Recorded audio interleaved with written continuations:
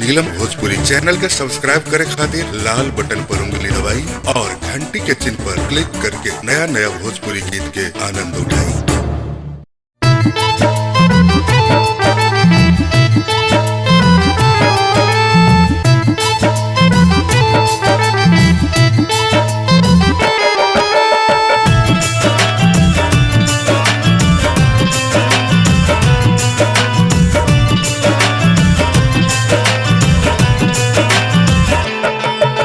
Messenger पर message करें,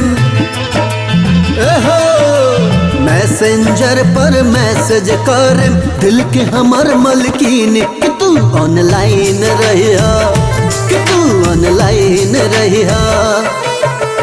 एने से लिखे हाउ आर यू, ओने से लिखी हाँ फाइन, कि तू ऑनलाइन रहिया, कि तू ऑनलाइन रहिया।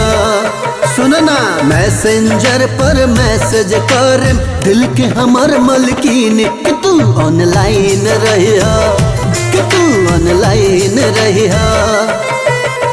एने से लिखे हाउ आर यू, ओने से लिखी हाँ फाइन, कि तू ऑनलाइन रहिया, कि तू ऑनलाइन रहिया।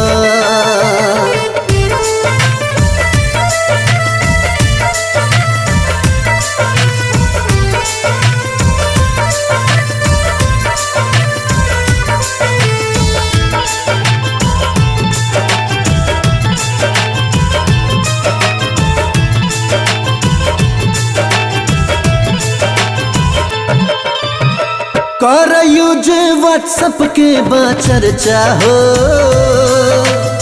यूज करके देखो कम बा खर्चा हो। साचनु कर यूज व्हाट्सएप के चर्चा हो, यूज करके देखो कम बा खर्चा हो। पैसा दे हम पापा से कह के, कसम से कहतनी हो, पैसा दे हम पापा से कह के, चेक करा के साइन, कि तू ऑनलाइन रहिया, कि तू ऑनलाइन रहिया। एने से लिखे हाउ आर यू, ओने से लिखी हाँ फाइन, कि तू ऑनलाइन रहिया, कि तू ऑनलाइन रहिया।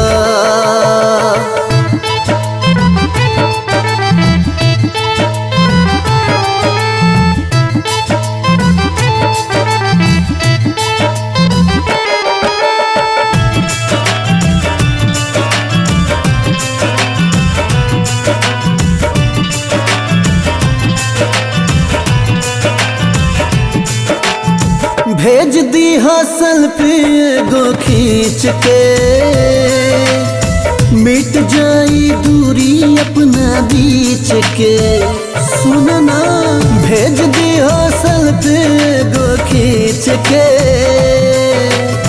मिट जाई दूरी अपना बीच के। चेहरा देखेला तोहर हम हूँ, चेहरा देखेला तोहर हम हूँ, रहे नी बेचैन, कि तू ऑनलाइन रहिया, कि तू ऑनलाइन रहिया। एने से लिखे हाउ आर यू, ओने से लिखी हाँ फाइन, कि तू ऑनलाइन रहिया, कि तू ऑनलाइन रहिया।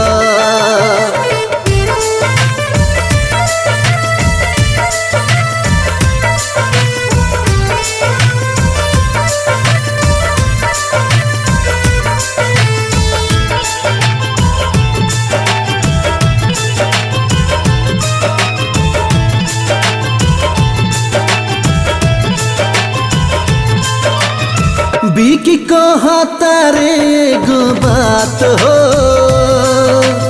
छोड़ना ही कब हो तोहर साथ हो।